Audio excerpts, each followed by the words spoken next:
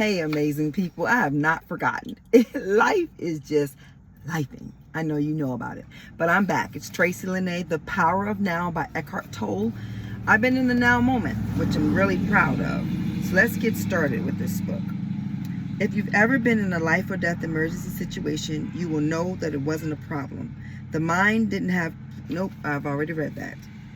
I'm sorry, we're here. The joy of being. I don't want to read stuff you've already read in the last one. The joy of being.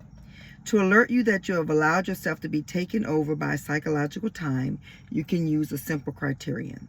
Ask yourself, is there joy, ease, and lightness in what I am doing? If there isn't, then time is covering up the present moment and life is perceived as a burden or a struggle. If there is no joy, ease, or lightness in what you are doing, it does not necessarily mean that you need to change what you are doing. It may be sufficient to change how. How is always more important than what. See if you can give as much more attention to the doing than that. Let's go back. See if you can give much more attention to the doing than to the result that you want to achieve through it. Give your fullest attention to whatever the moment present. Give your fullest attention to whatever the moment presents. This implies that you are also completely... What is going on, Tracy? Get it together. I've literally been thinking about something else that needs to not be thought about because I'm in the present moment. But that thought kept coming up and it's messing up the way I read. Go away. You don't have permission to be here. Okay. Give your fullest attention to whatever the moment presents.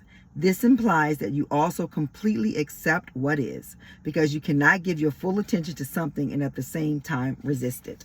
And that's what was just happening. I was thinking about something that I don't even need to be thinking about. And while thinking about it, I couldn't read. But in the reality of it is, I'm right back in the present moment. The reality of it is I can't change it, so let it go. As soon as you honor the present moment, all unhappiness and struggle dissolves and life begins to flow with joy and ease. When you act out of present moment awareness, whatever you do becomes imbued with a sense of quality, care, and love, even the most simple action.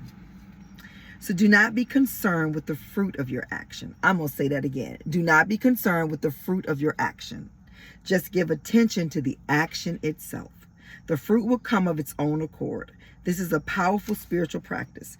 The Bhagavad Gita, one of the oldest and most beautiful spiritual teachings in existence, non-attachment to the fruit of your action, is called Karma Yoga. It is described as the path of consecrated action. When the compulsive striving away from the now ceases, the joy of being flows into everything you do.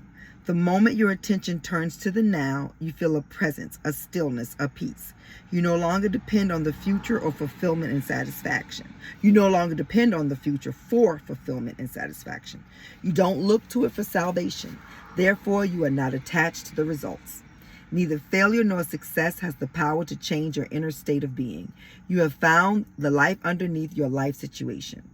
In the absence of psychological time, your sense of self is derived from being, not from your personal past. Therefore, the psychological need to become anything other than who you are already is no longer there. In the world, on the level of your life situation, you may indeed become wealthy, knowledgeable, successful, free of this or that.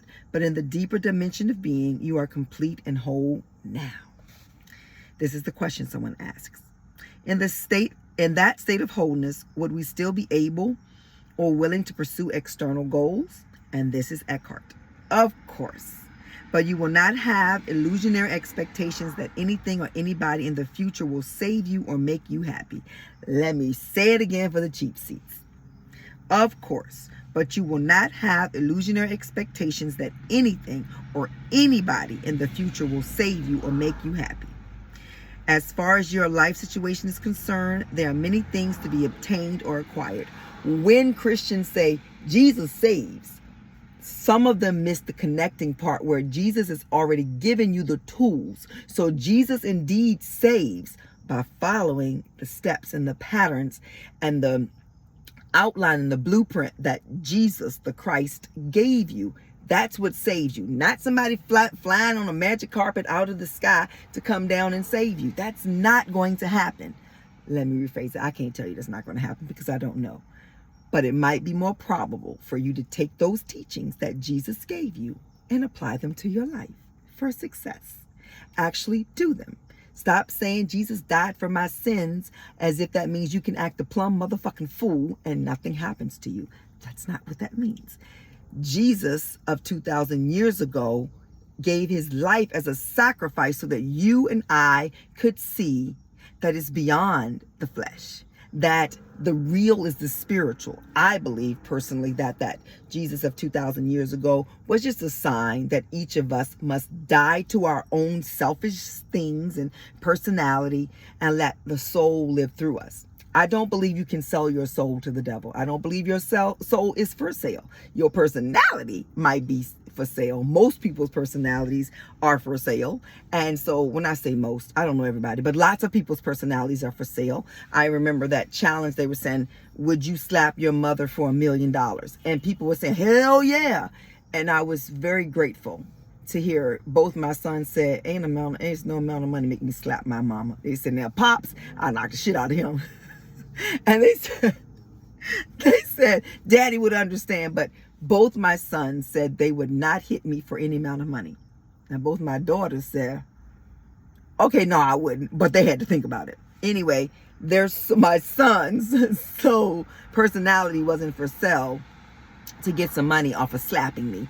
And I would never slap my mother. There's no amount of money that you could offer me that would make me hit the woman who at 16 years old braved what she had to brave to give birth to somebody at 16, 17 years old in 1968. I would never slap her. No way. Anyway, let's go back to this. What was I? Okay. Nor will you remain inactive through the fear of failure, which to the ego is loss of self.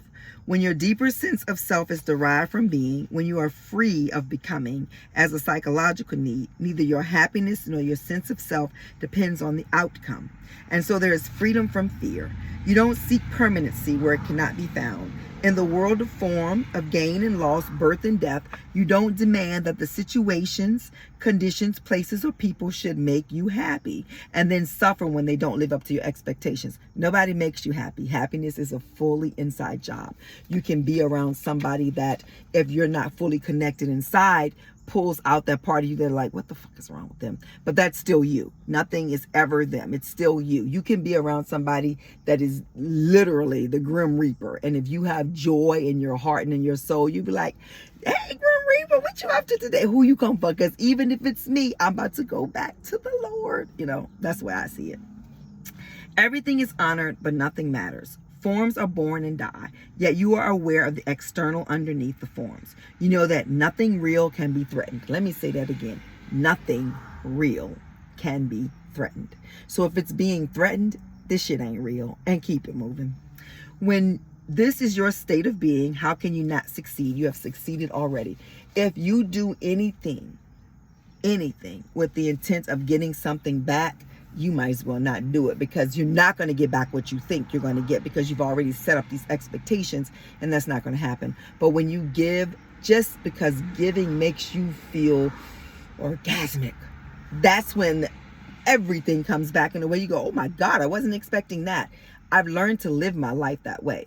My mom said when I was little, I always did that. She said there was a little boy that lived across the street from me, and for Christmas he wanted that. It was this toy. You would put the little, it was like a movie projector. You'd put the little circle reel in, and then you would do it like this, and go, and you could see like the thing moving, is like make a little motion picture. And he wanted one for Christmas, and I guess his parents couldn't afford to get him one, or decided not to, I don't know. But I got one for Christmas. I played with it for a little while, and then probably like in January, I was outside playing with him, and he was like really enjoying it. I said, you can have it. And I went home without him, because we had all gone outside. It was cold out, but we had our coats on and stuff. And when I came, my mother said, where's that toy? She probably said the name of it. I don't remember the story word for word. The gist of it was, because memories are not reliable. The gist of it was, I came home without him. My mother said, where is it? And I said, I gave it to such and such. And she said, why? I said, because his mama couldn't get him one, so he can have mine. And my mother said, I'm not buying you another one. I said, it's okay. And so 2 days later, I said, Mom, can you buy me the whatever it was again? And she said, I told you I wasn't buying. I said, okay. And I was done. I didn't get sad. And she said she knew then that I was a giver that I was a real giver, and that if I don't get it back, I don't get it back.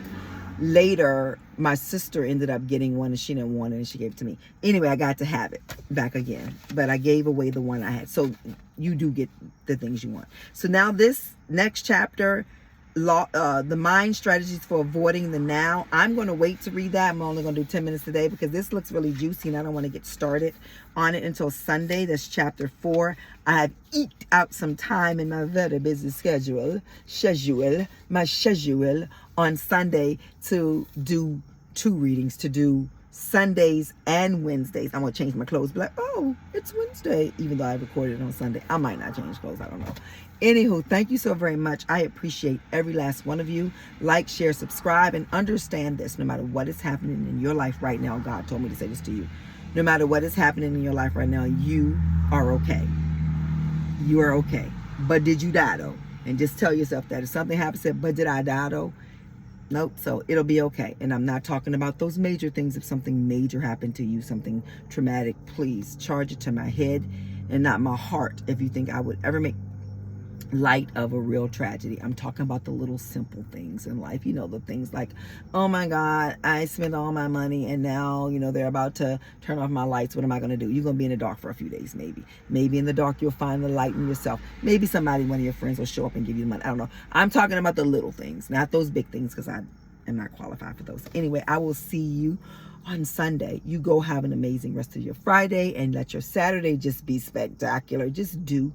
Don't expect anything in return. Just do and have a good day. Just enjoy it. The power of now. Bye, guys.